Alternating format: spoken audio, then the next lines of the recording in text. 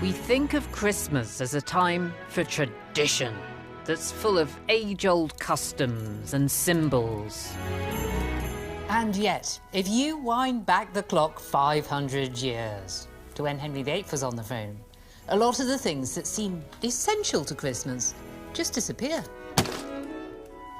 The Tudors didn't have Christmas trees, or crackers, or stockings, and Santa Claus didn't exist. Don't worry, kids. He'd just gone off to the North Pole for a bit. So, if you strip away all the customs that have been invented since then, what would a genuinely olden times Christmas have looked like? To find out, I'm going to recreate Christmas as Henry VIII knew it. Wow! What a crazy-looking thing! When our ancestors partied hard for 12 whole days. I'm in charge of Christmas! I'm getting into Tudor clothes and inside Tudor minds. This is from the Lady Anne Boleyn. This is a very well-judged present. To discover what our festive heritage tasted like. Oh!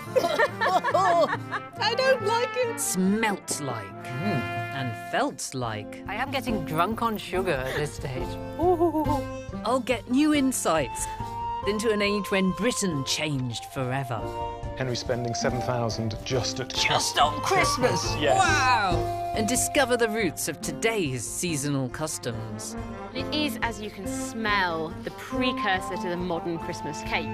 Greyhounds were incredibly popular as a gift to Henry, who was a real dog lover. It's a Christmas wilder It's blown my head off. and weirder than anything you've seen before. With a hey nonny nonny. And a ho, ho, ho.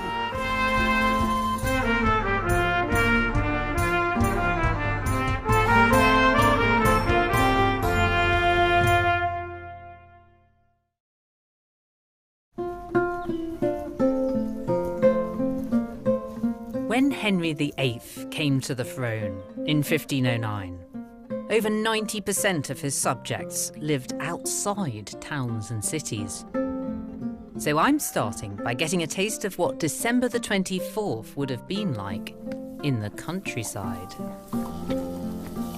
Even on Christmas Eve, Tudor people were probably still hard at work, doing something unpleasant and cold and miserable. For Tudor people, the first 24 days of December definitely weren't about partying. Whereas in the 21st century, Christmas seems to start in November, doesn't it? Especially the shopping. At a time when practically everyone in the British Isles was still a practicing Catholic, the whole of Advent was a period of strict abstinence, enforced by the Church. If this really were Tudor Christmas Eve, I'd have been fasting now for 4 weeks. No meat, no dairy. That's the rules during Advent. Pretty grim.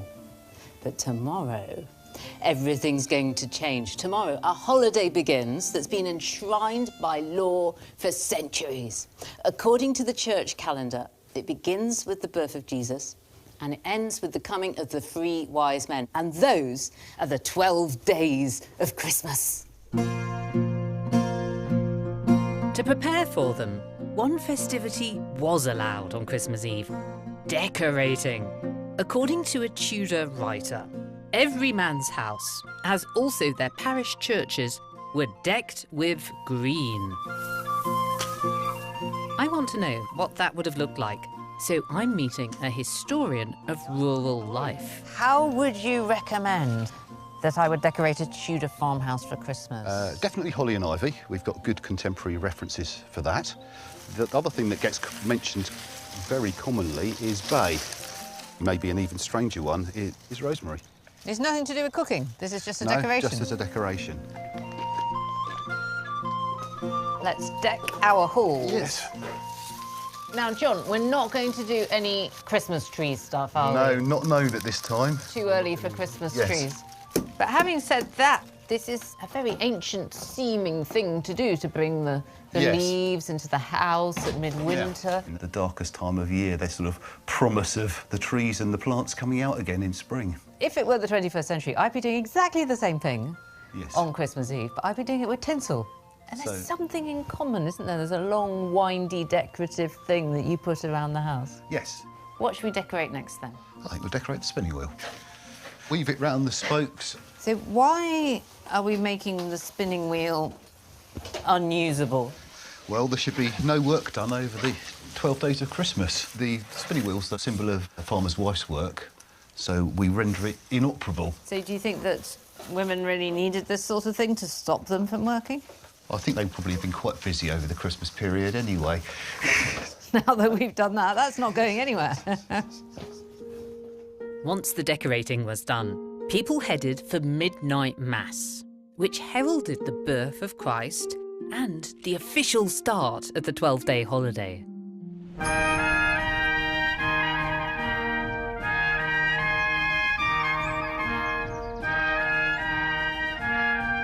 For December the 25th, I want to discover how the king celebrated. Henry owned more than 50 grand properties where he might choose to spend his Christmas day. But over time, his favourite palace became Hampton Court. I'm arriving not through the grand visitor entrance, but via the service yards, which have barely been altered since they were built in the 16th century. With the 4 weeks of fasting for Advent over, it would be time for the feasting to begin. And this was the courtyard where all the constituent parts would arrive for Henry's Christmas dinner, including the centrepiece at the royal feast, a boar. This was an animal that Henry himself liked to hunt, using one of his special boar spears. I'm going to find out for myself what boar's head tastes like by recreating the kind of feast the king would have sat down to on the first day of Christmas. No, what's going on? What's going on? What's going on here? Hampton Court's kitchens are still in use 500 years later.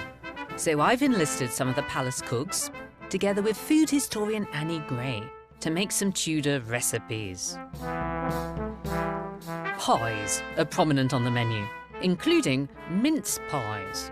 Back then, they weren't sweet little snacks. They were the stars of the savoury course. Okay, what's going on here at the chopping board? Mincing up some suet. Mincing, is that more extreme than chopping?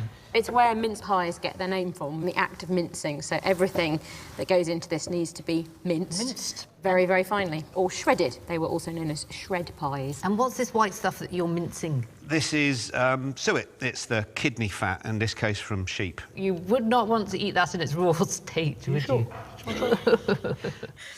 Unlike the stuff that you can get today, you got to strip all the veins and the membranes out and mince it yourself. And then we've got our spices. Ingredients from as far afield as China and India were shipped to England during Henry's reign at great expense. The royal kitchens routinely turned to exotic spices like these peppery seeds from West Africa. You've got grains of paradise here. Then you've got kubeb pepper, another type of pepper, very fruity. Where does it come from? Java. Today, they always have fruit in, and the same is true in the Tudor period. So we've got raisins, we've got currants, we've got dried prunes, all things you can get during the winter. And we've also got the crucial ingredient here, which is beef. It's a period before that demarcation that we've got between sweet and savoury and meat and dessert is really fully developed. Yes! Squidge. Look at it squidging through them fingers. Whoa, that's so disgusting. It's meat. I'm squeezing meat. But if you eat meat normally, then... I don't squeeze it, though. I eat it. I don't squeeze it.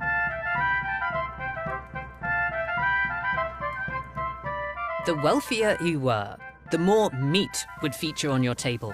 So the king's Christmas dinner must also include a choice of roasts. You can see that there are 3 lumps of gorgeous beef on the fire already being turned. Yes. Beef was another real Christmas favourite and, in fact, was the Christmas meat for much of history.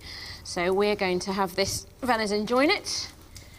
It's a really big haunch, and it's perfect for King Henry VIII's feast because he had a deer herd, as did most aristocrats. This is all about showing off wealth. Look at that. The sweaty job of hand-turning the spit was usually given to young boys. I think I've got the hang of it. Keep turning, keep turning. We know how the kitchens worked from surviving household accounts. But for evidence of how the king himself spent Christmas, I need to consult another document from his reign, which is kept at the British National Archives. What is in this truly enormous book? So this is the public and private expenditure of the king. His eyes have scanned down this page. This is Henry's first Christmas, Yes. isn't it? 1509 we are here. What's special about that Christmas? So perhaps the most interesting entry is here. So it says, item to John Shirley, cofferer of the king's household. So he's the person in charge of the cash for the advancement of goods and provision to be had, effectively at Christmas, £7,000. That's an awful lot of money. That's a huge amount of money. Just to put that into context, Henry's father, Henry VII, in his last few years, was spending £12,000 a year for the provision of his household. Henry spending £7,000 just at On Christmas? Yes. Wow! This is what happens when you put an 18-year-old in charge of Christmas, isn't it? Yes. He's gone completely over the top. Henry likes to be generous, to make a splash, to show off. But he's also, I think, making a political point here. His father wasn't a terribly popular king, reputation for avarice. I think Henry's trying to show with this Christmas he's turning a page. It's a new dawn. He's buying a bit of popularity. Yes, I think that's probably right.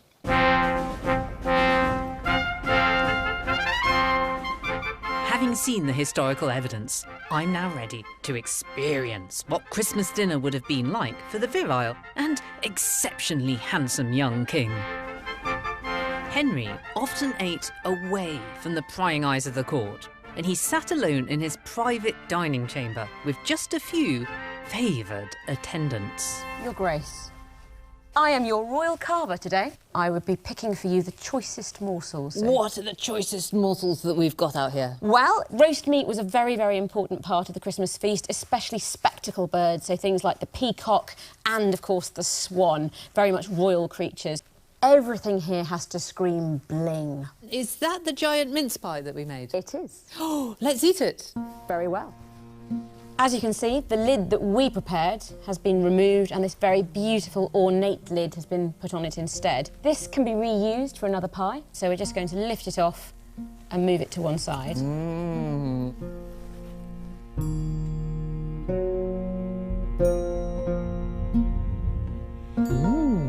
Good? There's something a bit Middle Eastern about the meat and the fruit. It tastes more grown up than a modern mince pie. I think what we have today is a pale shadow of the glories of the Tudor era. But really, you've seen nothing yet, because the real star of the Tudor Christmas feast is yet to arrive. The boar's head in hand bear I, bedecked with bays and rosemary, and I pray you all sing merrily, quod estis in convivio. It's a dish so special, it comes with its own solemn ceremony. This carol was sung at court and other grand locations to herald its arrival. The boar's head, as I understand, is the rarest dish in all the land.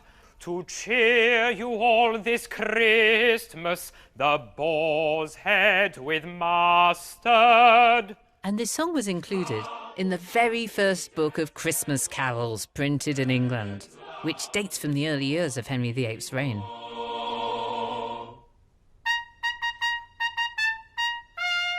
Wow! What a crazy-looking thing! It's monstrous! Of course, the red eyes are showing you how angry it is, how macho it is to have killed a wild boar. You cannot get more Christmassy and more feast-like than a boar's head upon your table.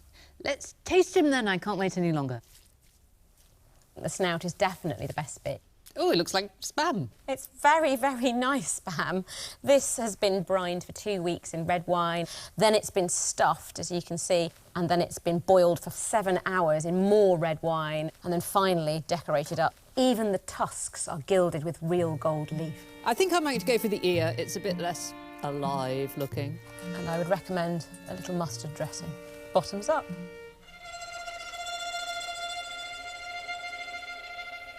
How does it taste? It's fine as long as you don't think about what it is. The texture of ear can be a little challenging. I don't like it. Ugh. Now, I've had quite a lot to eat already. Do you think portion control was a problem for Henry VIII, getting all this food? Behaving like a king means having all of this largesse on the table, but really only to pick and choose the choicest morsels. So really, you would stay slender, thin and gorgeous, as Henry was in 1509, and yet have all of this in front of you. By royal decree, any leftovers from the royal table, known as broken meat, would be taken to the palace gates and distributed unto the poor folks by way of alms. Whew. And this is only the first day of Christmas. There's lots more feasts to come, my goodness. For Tudors, the climax wasn't going to be Christmas Day or even New Year's Eve. For them, it was going to be Twelfth Night, right into January. I've got a feeling I'm going to need some bigger breeches.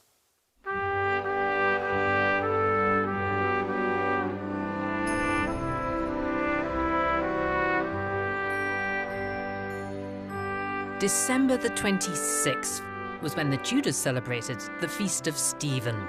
That's the one who gets a name check in Good King Wenceslas. Saint Stephen was venerated for his charity, and many of Henry VIII's subjects would have been in much need of that. I've got hold of some of the leftovers from yesterday's royal feast. The courtiers have eaten the nice meaty bits, but they've left me with the pastry. Now, the Tudors had a special word for a charitable gift of food or money like this. They called it dole. And of course, centuries later, some people are still on the dole. It's estimated that 1/3 of the Tudor population lived in poverty. Dole could be the only thing that made their Christmas a merry one. Now, this is a super common type of Tudor document. This particular one is from a village in Somerset. And it says that on the day following Christmas, Natalis Domini, the local landowner, Mr. Denap, is going to give presents to his tenants. These are going to be 2 loaves of bread, ale, and 2 chunks of meat.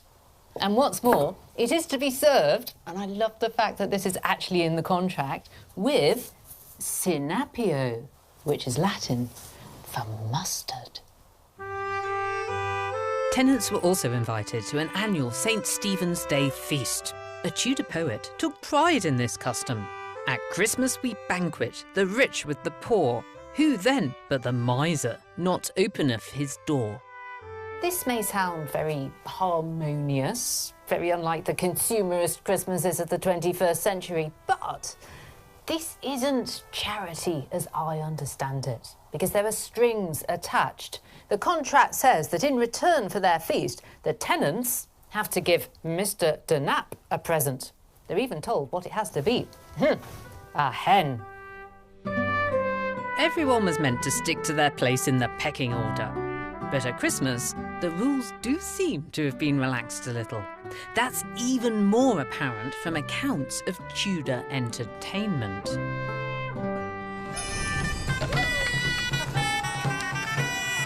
I want to experience how people amused themselves before the days of Christmas TV, movies, and games consoles.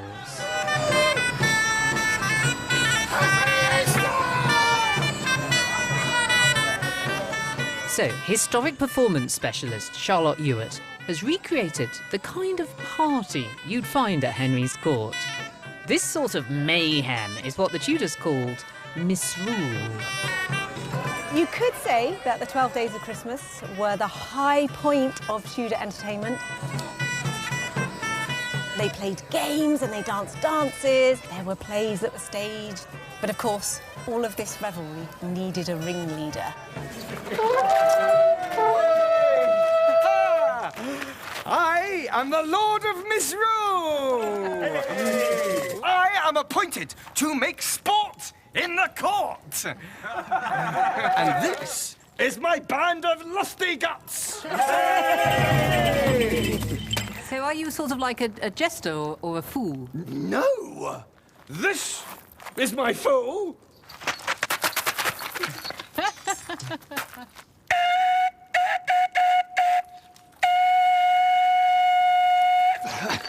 My lords, gentlemen and ladies, absolutely nothing's about to happen!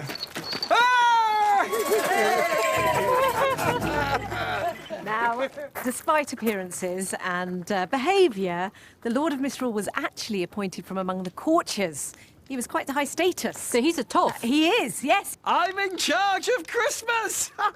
There's more to him than meets the eye. Yes. And what was the point of all this? It's sort of like court-ordered chaos. It was a parody of what would happen in the court for the rest of the year. How do they know not to go too far? Well, exactly, and that's it. Oh! I think he's gone too far. Yes, that might be. Fool, I command you to bring her back! No, don't give her to me! Oh, no, don't give her. I'm so sorry! There you go, Sir Lucy. You see, order is then restored. Sort of. So is this just a court thing? No. In some cases, we even have records where servants were made Lord of Misrule, which for the Tudors would, I'm sure, been thrillingly subversive. It was certainly a time where the strict hierarchy of Tudor England was challenged and things were somewhat turned upside down. Enough talking! It's time for some drinking! Strike up, players! Let's have some revel!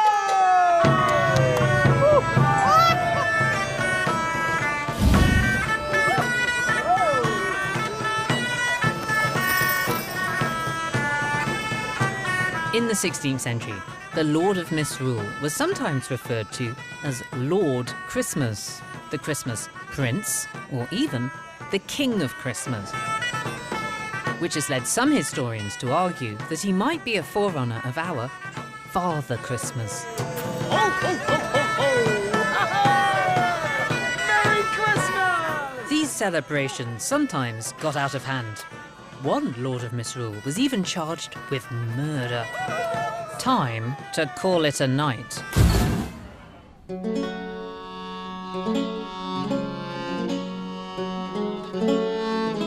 The 12 days weren't just about partying. There's evidence of the more spiritual side of Tudor Christmas in another carol dating from Henry's reign. The 4th was one of the most significant of the 12 days for the Tudors. This was the Feast of the Holy Innocents, sometimes called Childermas, Children's Mass. There was nothing childish about this day. It was a religious commemoration of an ancient mass murder of babies by King Herod.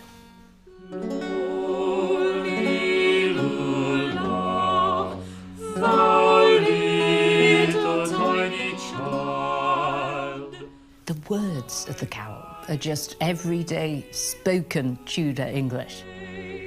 And that word lule basically means baby, go to sleep.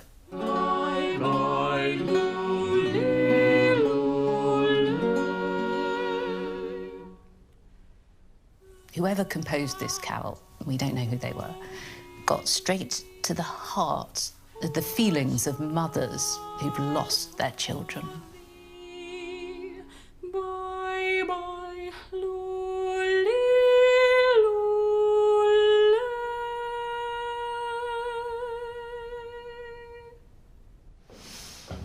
Oh, that's heartbreaking. What for you, Tamsin, is the power of that really sad song? In Tudor times, of course, infant mortality was very high. So many children died before they reached adulthood. And you can tell from something like that song how much people would have cared So that's like a little window right into the feelings of Tudor people. It is. Carols give us an insight to people's lives, really. Although some carols had religious themes, they also celebrated making merry. Tudors didn't sing them in churches, but rather in taverns, in homes, both humble and great.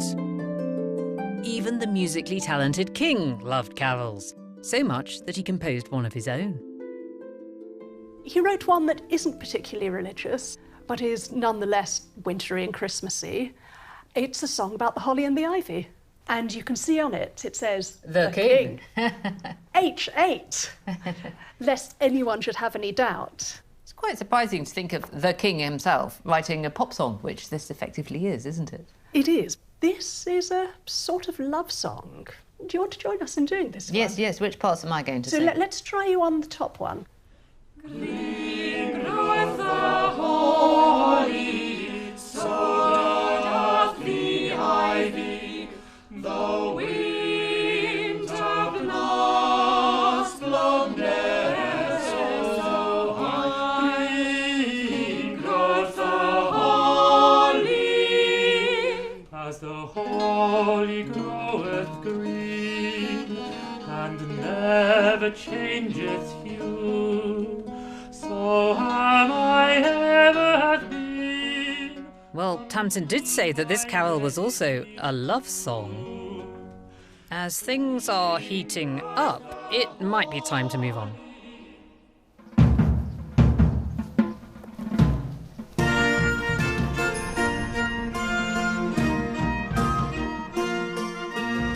During the Christmas holidays, then as now, people made time to play games. The 12 days were a favourite time for ordinary people to play sports. That's partly because they weren't working, but also because outside Christmas, a whole range of games were illegal. That's according to a set of laws passed under Henry VIII. So, for the rest of the year, you would be fined if you were caught, for example, playing tennis or quoits. Yes! Or bowls. In 1526, the authorities even went so far as to seize people's sets of bowls and burn them. Even at Christmas, playing bowls was only permitted when your master was present. So why did the Tudor state think that playing sport was so awful? Well, it might lead young men to gather together. There might be drinking, there might be gambling. But worse than that, if they were playing games, they weren't practicing their archery. And they really needed to be doing that in case we got invaded by the French. There's another series of laws I find very intriguing. One specified that during this holy time of Christmas, no one should be out at night in painted visors or masks, or in any manner mumming. So what exactly was this custom that had the authorities so worried?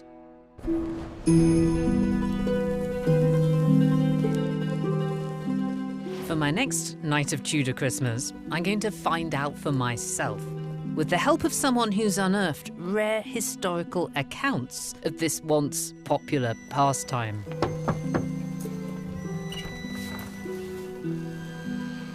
Oh. Who are these funny, freakish-looking people? Why can't you talk? They're not allowed to speak. All they can say is... That is mumming, and that's where we get the phrase mum's a word from. Oh, because they can't say actual words. They can only say mum. Actual words. They can only say mum. Yeah. What are we supposed to do with them? We have to invite them in. Really? Everybody in Tudor England would know about it. It happened all over the country, and it's an essential part of a Tudor Christmas. I suppose you'd better come on in, then. The freaky folk who'd come into your home were hopefully your friends and neighbours who'd put on fancy dress for the night. Guessing who was actually underneath the mask was all part of the fun. But first, there was a game to be played. Now, this is quite intimidating. What's going to happen next, Meg? They're challenging you to a game of dice. You need to get out your money and put it on the table. OK, here's my stake. I'm in the game. A 6 and a 3. That makes 9. What's going to happen next? They have to repeat it. They have to get 9 again? Oh, Yes. That's impossible. They'll never do that. What? A 3 and a 6 again? So I'm afraid they've won. Why am I insanely suspicious of this? I think you are perfectly right to be suspicious. They are probably weighted. You've weighted your dice. And they've just come into my house and under false pretenses they've taken all of my money. That's the game. That's the game. What else are they getting out of this evening? They get the fun out of frightening you. So am I supposed to enjoy being frightened in the way that perhaps I would be at a horror film? Yes, they're meant to be menacing. Why does it eventually die out? Well, it probably drifts across to Halloween. So it's possible at some point our mummers turned into Halloween trick-or-treaters, which is something that we're still familiar with today. Yes, it is possible. In the 21st century, people think that the height of Christmas craziness is putting on a kitsch sweater. Personally, I think it's a shame that we no longer have the edgy anarchy of mumming.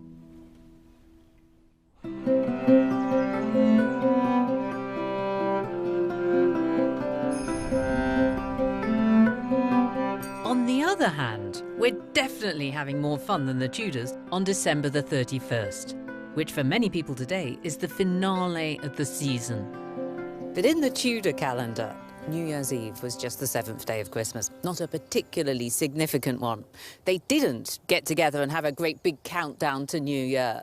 And as for parties, they were saving themselves for their big bash that was only 5 days later. It was on Twelfth Night. At court, that took the form of a spectacular entertainment with the best performers in the kingdom. And I'll be attending a recreation of this when my Tudor Christmas reaches its climax.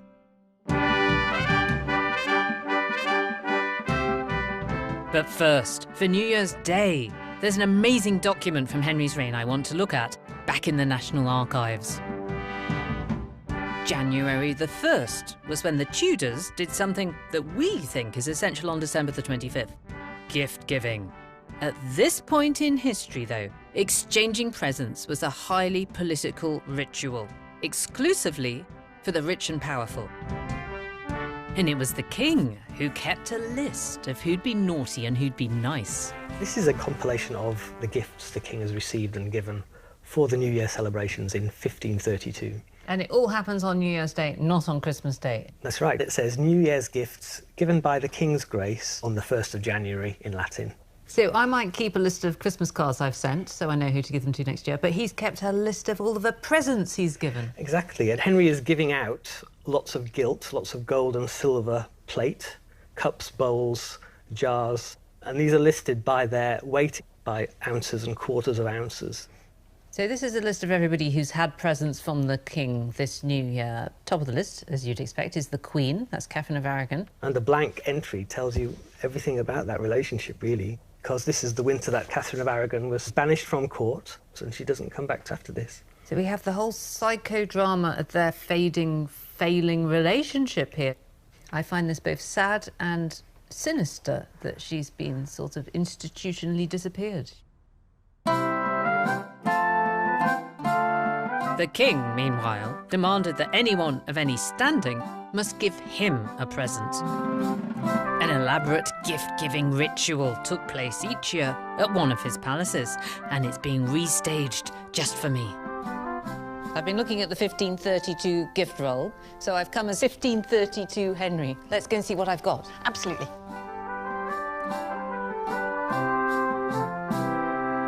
So, Maria, how did Henry VIII get his prezzies? He would have received his presents in the full face of the court, so everybody would have seen what everybody else was giving. Let's see how this guy does then. First gift, please.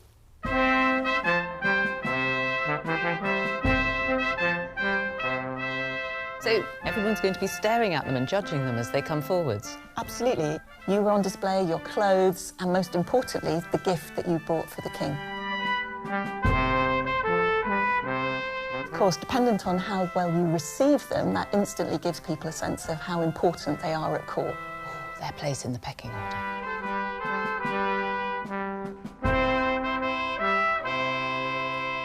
That's a glove, but only one glove. Where's the other one? It would be normal to give a gift of money in expensive packaging. So in this case, one opulent glove. That's a nice chinking sound in there. Absolutely, and we know that the Earl of Oxford gave you a gift of 10 sovereigns in a glove. Oh, this is great. So instead of a Christmas stocking, I've got a Christmas glove, and it's full of hard cash. Money was the most popular gift given to Henry in 1532. It accounted for over a fifth of the presents that he received. That was a very good start. I like the cash. What's the next gift? It's a beautiful shirt.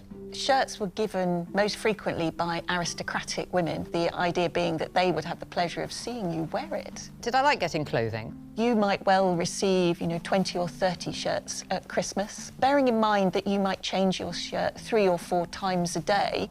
Getting loads of shirts. I guess that's a bit like getting loads of socks today. Although, of course, these are considerably more luxurious and desirable. Well, this is great. The gifts just keep on coming.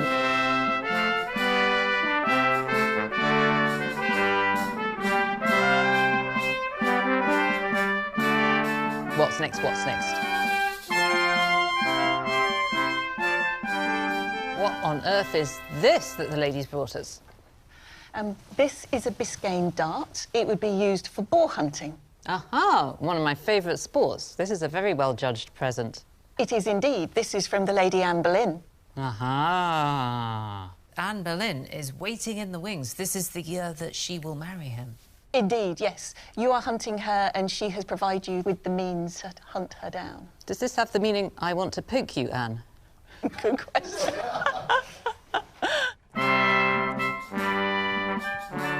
There was another kind of present guaranteed to melt Henry's heart. And for New Year 1532, he got it from the Countess of Westmoreland. Oh, yes! Look at these fine beasts. These are beauties. So here we have a lovely brace of greyhounds, and greyhounds were incredibly popular as a gift to Henry, who was a real dog lover. They're beautiful, and I guess that Henry VIII wasn't walking his dogs himself. No, there was a keeper of the king's greyhounds. They had kennels at all of the key palaces. They had a cart that would take them from palace to palace, so they didn't have to walk. They were well and truly pampered. Ah, a dog is for life and not just for Christmas. But in Henry's case, a dog is for New Year.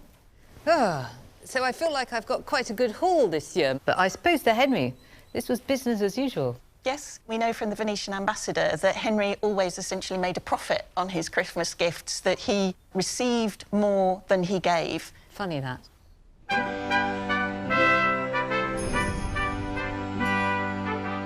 On January the 2nd, when many of us are thinking about diets and dreading the return to work, Tudor people were still celebrating Christmas.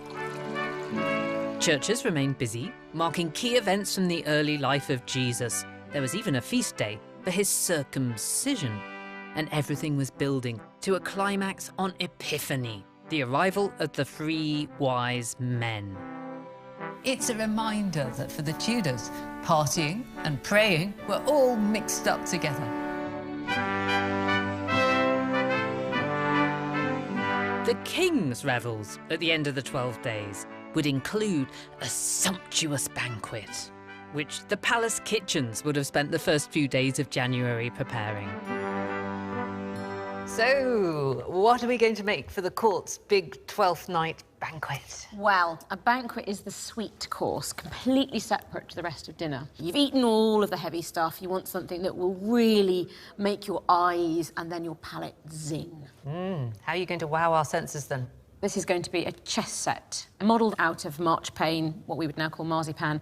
This is a much more exciting way of having marzipan than just putting it on your cake in a layer, isn't it? Oh, much more. But then what you have here is similar to what you would put on your Christmas cake. These are figures made out of what is effectively royal icing. In the Tudor period, it was known as sugar plate. So here we've got a big blob of icing. Because it does stick if you're not careful. Yes. There we are. There he is. Beautiful. The best thing to do first is to actually put his face on. Sugar is one of the most prestigious ingredients at the Tudor court. It's phenomenally expensive because it's not yet grown in the West Indies. Still has to be imported from the Near East. So here we've got half of a sugar man. He needs to dry out a bit. It needs to dry out a lot. What's that gold thing over there? The gold box is also made from sugar. Entirely made out of sugar. Yeah. Isn't that fantastic? Is that real gold? It is real gold. Today we're impressed by the gold and the silver, but back in the Tudor era, the sugar was also very, very expensive, and the comfits which will go inside were very, very expensive. What are we making here? We are making comfits here. Tudor sweets, basically. What's they made out of? The centre of each one of these balls is a tiny little grain of aniseed, and then we roll it in sugar hour after hour after hour. We're going to put in a bit more sugar syrup. Do we jig it about? But these balls are getting bigger the whole time because the sugar is adhering to them. It is, yeah. Coating them up. This is very time-consuming. It is. I tend to think that if you were in the confectionery department in Henry VIII's time, as an apprentice, this would be your job. And to get from seed to completed sweet will take 3 days, which is all the time we have left till 12th night.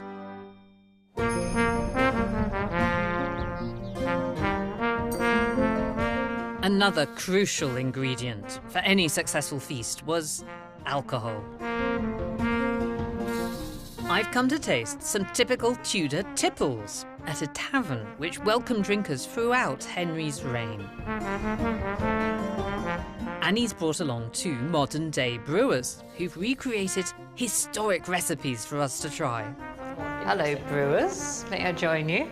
I like the way you've brought so many drinks with you. This is good stuff. What have you got over here? So I've brought along some mead, and mead's made from honey. That's the base of it. What we've made today is from an old traditional Tudor recipe. It's what we call a metheglin. A metheglin. Metheglin. Metheglin. The word comes from the Welsh, and Henry Tudor is quite keen to emphasise his Welsh roots. So there's a kind of vogue for it, which is very specific to that dynasty. It's a honey base, and then it's got some red sorrel, thyme, cloves, and some strawberry leaves, and some lemon balm as well. So things you kind of forage for. Red sorrel doesn't sound like something that belongs in a drink, but that's a Tudor thing, is it? It is when it comes to this particular drink, because it is medicinal. Doctor's orders that you drink that. Precisely. So let's try your metheglin, the metheglin. Sure. Cheers. Happy Christmas. That's quite nice. It's a bit like pins. Yeah, it's got that kind of thin, dry perfume, you know. It's very refreshing. It's a little bit lighter. I thought mead was going to be all sticky and sweet like honey, but it isn't at all. No, so all the honey gets turned into alcohol, so actually it all gets burnt off. I like the way that you take mead seriously as a drink. Yes. Herbs and spices were also mixed into Tudor wine, which was usually imported from France, and into the most affordable and popular form of booze. We'd call it beer or ale, though for the Tudor drinker, those words meant very different drinks. I've made a Groot ale, which is a recipe that would probably have been made in Tudor times. What's the Groot mean? A Groot is a bunch of herbs and spices that you'd put into your ale instead of using hops. Aha. Hops did exist in the Tudor period, but they were quite a new thing, weren't they, Annie? They sort of started to come in around the 1480s, 1490s, we think. The advantage of hopping your ale is that the beer would last a lot longer, but hops were seen as this strange, newfangled additive from abroad. Henry VIII passed various regulations making sure that within his household, ale and beer were very separate, because he said that adding hops to your ale would stop it being wholesome. So can we drink some of this ale, not beer? Yeah, fantastic. So we've got a lovely murky brown colour. Does look a bit like gravy. Happy Christmas yet again! Cheers! I like. There's a little bit of sourness in there. Taste of vegetables. Yeah, a little, yeah. Well, it does have a lot of bay leaf and rosemary and things that you would associate with savoury foods. It's not too overpowering. You can get through quite a lot of this.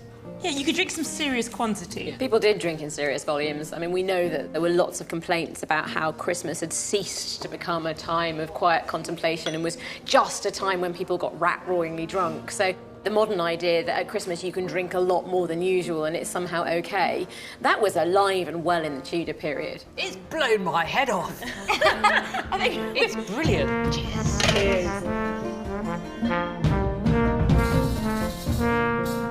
Yeah, don't be sick of my shoes.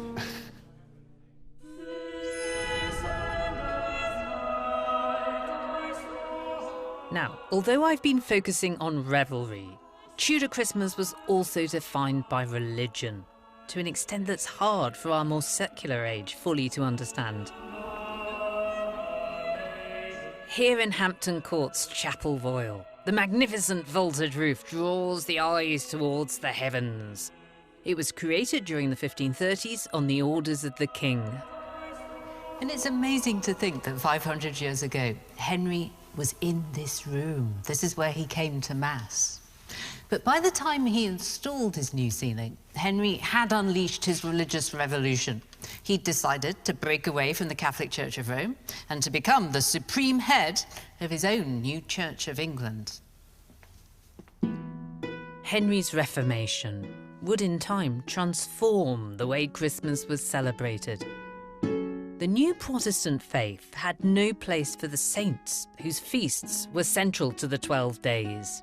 And its most zealous followers, the Puritans, had no time for Christmas at all.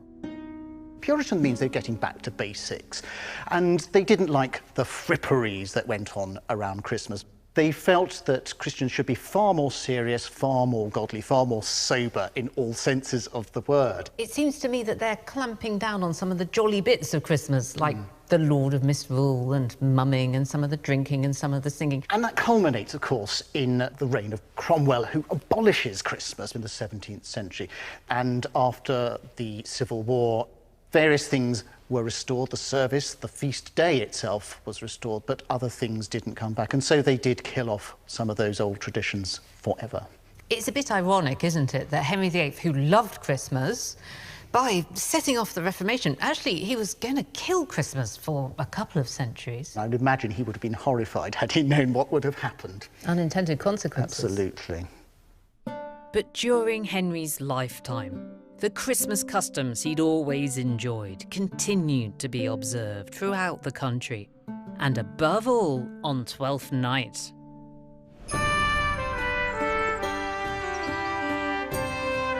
I've finally reached that climactic date in the Tudor festive calendar.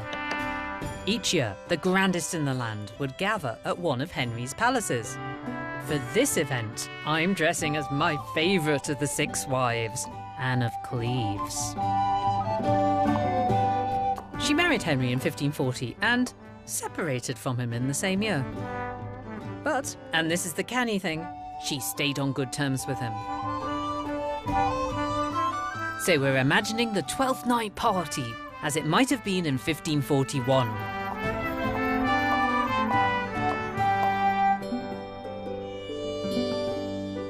And laid out in our great hall is a banquet fit for a queen.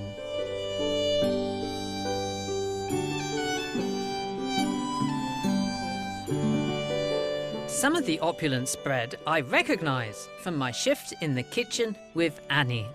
Hello. And this looks fantastic now. Isn't it? Yeah, so this is the completed chess set. And as you can see, it's slightly different to the modern chess set. This is a courier board. It's not square. Yeah, and we know that Henry VIII commissioned one to send over to the King of France. Well, it tastes like marzipan, but also of soap. Rose soap. Rose water, very, very popular. Rose Yes. water, that's what it is. It was a very, very popular flavour. And of course, as a lady, you are floral and pure. So this is something that you would be expected to particularly enjoy. Oh, I love it. And I love this thing too, I recognise this. Ah, yes, but now... Oh, it's got the little sweeties inside it. Your little comfits, yes. I helped to make that one. That's like a proper sweet. They're quite zingy, aren't they? There's so many beautiful things on the table. What are these brown-looking biscuits? Well, these are gingerbread. And this is a big part of American Christmas still, isn't it? Yes, very much. For a court banquet, you wanted to add more than just ginger. So there's cinnamon, there's cloves, there's cardamom, all sorts of spices in there. That's a boar, isn't it? Favourite animal of my ex. He was a bit of a bore in several senses. Let's move on. What are all these orangey-looking things? Suck it. There's no need for that kind of language, young Annie. These are strips of candied oranges and candied kumquats. The Tudors were really, really fond of their citrus fruits, and oranges in particular became associated with Christmas because, of course, that is when they are in season. Nectar. I am getting drunk on sugar at this stage. Ooh. Kids' party. This is an utterly gigantic cake. This was really the high point of the 12th night festivities, and it became later known as a 12th cake, although at this point it's still known as a great cake or a rich cake. There are recipes that call for cake hoops a yard across. This is slightly more than a yard. More than a yard. Well, then Henry VIII was somewhat more than a yard across, so... He's now in his 50s and piling on the pounds. So can I cut it now? You can cut it now. Spicy. Shows your wealth. And it is, as you can smell, the precursor to the modern Christmas cake. A royal 12th night would usually conclude with a mix of dance and drama known as the Masque. An example of this long-lost form of entertainment has been choreographed, especially for us, by Charlotte. You may rise, you may rise. She's come to the ball tonight as Henry's 5th queen, Catherine Howard. Now, weirdly, I'm the old wife, you're the new wife, but we're sort of friends, aren't we? We did spend a lot of time together, particularly, we know, in the early days of 1541. During the festivities? During the 12-day festivities, absolutely. I can't wait. And all the joy. Is it about to begin? It is, it is. Masks were highly stylised, and they used classical references to make the audience feel all sophisticated. Honour, riches, marriage, blessing. Juno, queen on high, you are addressing. I, Diana, goddess of the moon and... So this is a bit like a play.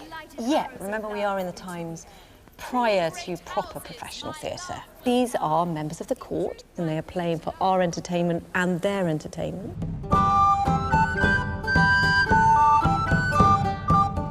Masks were usually symbolic, and often took the form of a debate between two virtues. In this case, married love and chastity. This is basically a dance-off, isn't it, between the peacocks and the stags? Essentially, it's like a little competition.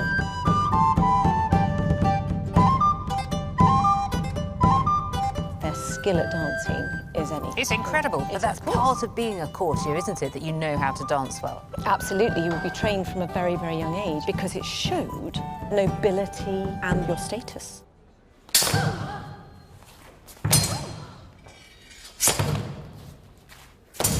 Mock combats were another regular feature of royal entertainment, because the ideal courtier would be as nimble with their sword as with their dancing.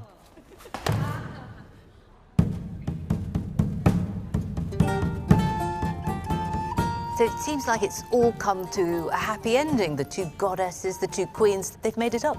Well, they've decided that all love is equal. Of course, this is not just a po-faced entertainment.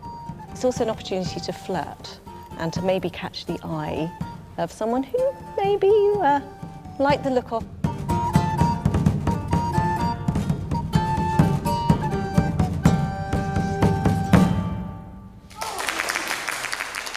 Oh! That was terrific.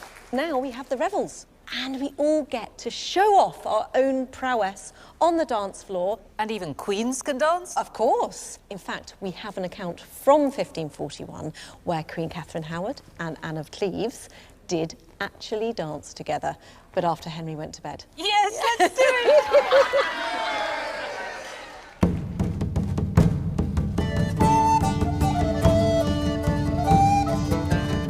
I think that partying in the bleak first days of January is a lovely idea. But it's a lost tradition, as with so much I've encountered during the 12 days of Tudor Christmas. And yet, it's been heartening to learn that some things have endured.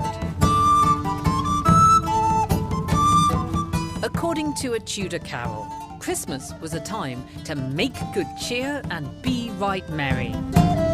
I think that's a sentiment we can still agree on 500 years later.